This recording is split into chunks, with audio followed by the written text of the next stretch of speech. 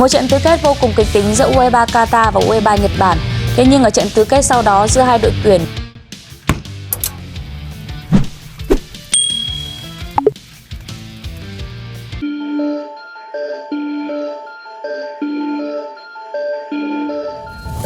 Jalan terjal yang menanti Garuda di round ketiga membuat media-media luar negeri mendadak jadi peramal nasib Garuda. Mereka ramai-ramai memprediksi timnas Indonesia akan hancur lebur di round ketiga nanti. Media asal Vietnam The Tao 247 menertawakan timnas Indonesia yang masuk grup neraka bersama tim kuat benua kuning di round ketiga. Lolos ke round ketiga adalah duka bagi timnas Indonesia. Mereka akan hancur di tangan semua tim penghuni grup C, tulis The Tao 247 dalam artikel mereka. Media-media dari Malaysia dan Thailand juga meremehkan timnas Indonesia. Mereka kompak memprediksi kalau Garuda akan keluar sebagai juru kunci grup. Agak lain memang media-media ASEAN ini. Garuda sedang berjuang menggendong nama baik Asia Tenggara, malah mereka nyinyirin. Mereka enggak sadar kalau tim yang mereka sentil adalah satu-satunya wakil ASEAN yang masih berpeluang lolos ke Piala Dunia 2026.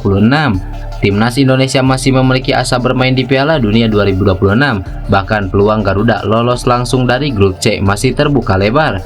Garuda hanya perlu finish sebagai juara grup atau minimal jadi runner-up grup C di akhir kompetisi. Tapi pertanyaannya, apakah Indonesia bisa melakukannya? Dalam sepak bola tidak ada yang mustahil, segala kemungkinan masih bisa terjadi. Sebelum peluit akhir dibunyikan, termasuk kemungkinan Indonesia bisa keluar sebagai runner-up grup C. Untuk bisa lolos langsung dari grup C, Garuda hanya perlu berbenah dan menaikkan level agar setara dengan Australia dan Arab Saudi. Memanggil pemain-pemain keturunan kualitas grade A adalah solusi terbaiknya. Mungkin kita masih ingat bagaimana permainan Indonesia di babak 16 besar Piala Asia lalu. Kala itu Garuda mampu menyulitkan Australia, padahal materi pemain Garuda belum semewah saat ini. Untuk bisa menyamai level Australia dan Arab Saudi, Indonesia hanya perlu mendatangkan beberapa pemain seperti Kevin Dix, Max Hilgers, Jairori Dewal, hingga Ole Romeni. Jika pemain-pemain itu bisa diajak bergabung dengan timnas Indonesia, maka seperti inilah kekuatan line up Garuda. Jika line up ini bisa terwujud di round ketiga kualifikasi Piala Dunia 2026 nanti, maka kekuatan Indonesia akan berada jauh di atas Cina dan Bahrain, serta setara dengan Australia maupun Arab Saudi. Maka mimpi untuk tampil di Piala Dunia nampaknya bukan hal yang mustahil.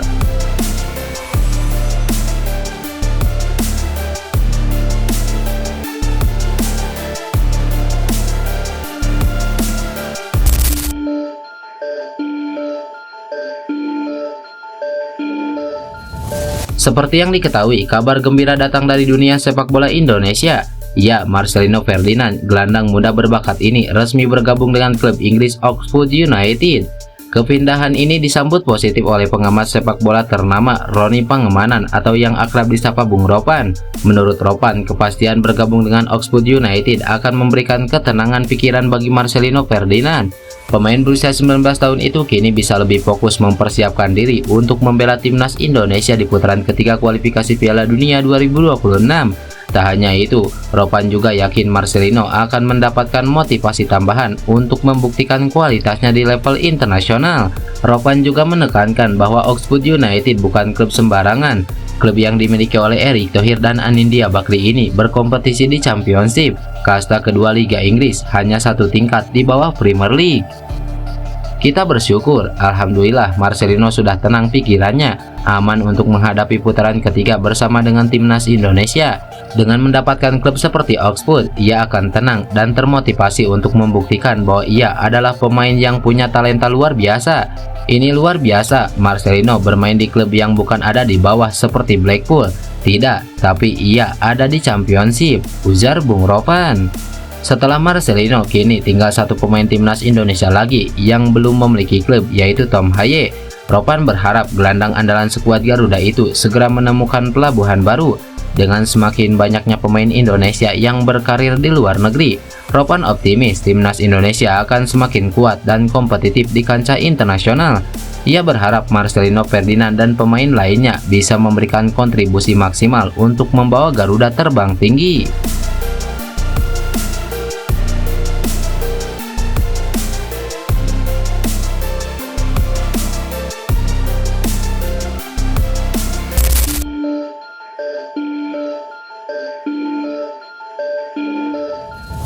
Pelatih PSS Sleman Wagner Lopez angkat bicara soal kebijakan naturalisasi yang ditempuh oleh PSSI untuk memperkuat timnas Indonesia.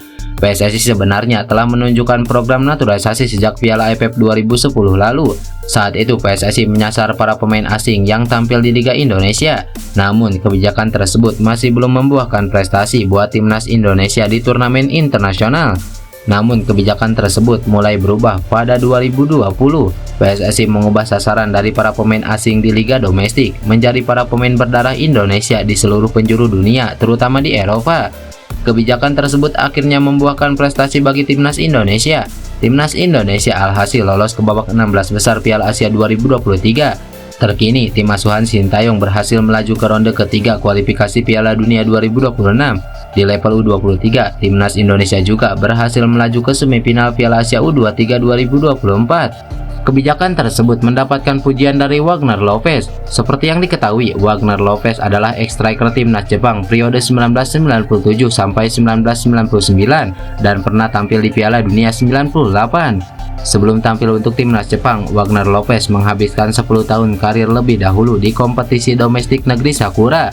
Sebagai sesama pemain naturalisasi, pelatih PSS Sleman tersebut menganggap bahwa kebijakan dari PSSI jadi hal biasa dalam sepak bola. Pria 55 tahun tersebut memuji program naturalisasi dan berhasil membuat timnas Indonesia semakin kuat. Jadi sekarang naturalisasi itu lebih global, global itu jadi natural, jadi biasa, hal yang biasa untuk naturalisasi. Jadi proses naturalisasi, misalnya proses naturalisasi saya di Jepang itu memakan waktu hampir 10 tahun. Jadi saya pikir naturalisasi menjadi hal yang sangat biasa di masa sekarang, dan itu membuat timnas Indonesia semakin kuat, ujar Wagner Lopez. Meski begitu, Wagner Lopez juga meminta agar PSSI tidak melupakan potensi pemain lokal. Dirinya mengaku bahwa para pemain lokal juga memiliki perkembangan yang bagus, sehingga bisa membantu kekuatan timnas Indonesia. Selain itu, para pemain naturalisasi juga diminta untuk memberikan contoh yang baik kepada para pemain lokal agar sepak bola Indonesia naik kelas.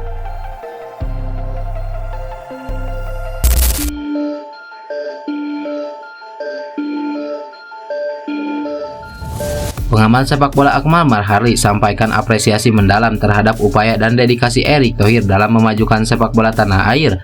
Kerja keras Erick Thohir telah membuahkan hasil konkret, ditandai dengan prestasi yang terus meningkat.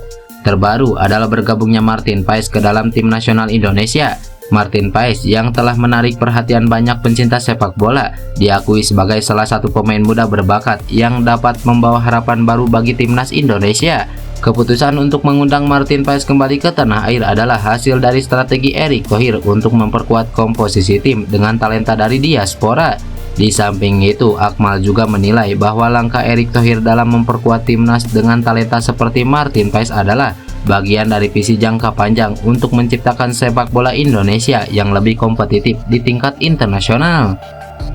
Kerja keras Erick Thohir walaupun dalam diam, tanpa gembar-gembor, telah membuahkan hasil yang sangat menggembirakan. Bisa kita lihat bagaimana masyarakat sangat mendesak agar Martin Paes segera bergabung dengan timnas. Tuntutan tersebut telah dibuktikan Erick, ungkap Akmal Marhali. Kehadiran Martin Paes menyempurnakan pajal timnas Indonesia untuk mengarungi babak ketiga kualifikasi Piala Dunia. Ini langkah progresif yang dilakukan Ketua Umum PSSI untuk membangun timnas yang tangguh dalam visi besarnya transformasi sepak bola Indonesia menuju era prestasi. Penting untuk terus menggali potensi anak-anak muda di luar negeri dan memberikan ruang bagi mereka untuk berkontribusi bagi bangsa, jelas Akmal Marhali. Akmal Marhali mengajak seluruh pencinta sepak bola dan masyarakat Indonesia untuk memberikan dukungan penuh kepada tim nasional dan semua langkah yang diambil Erick Thohir.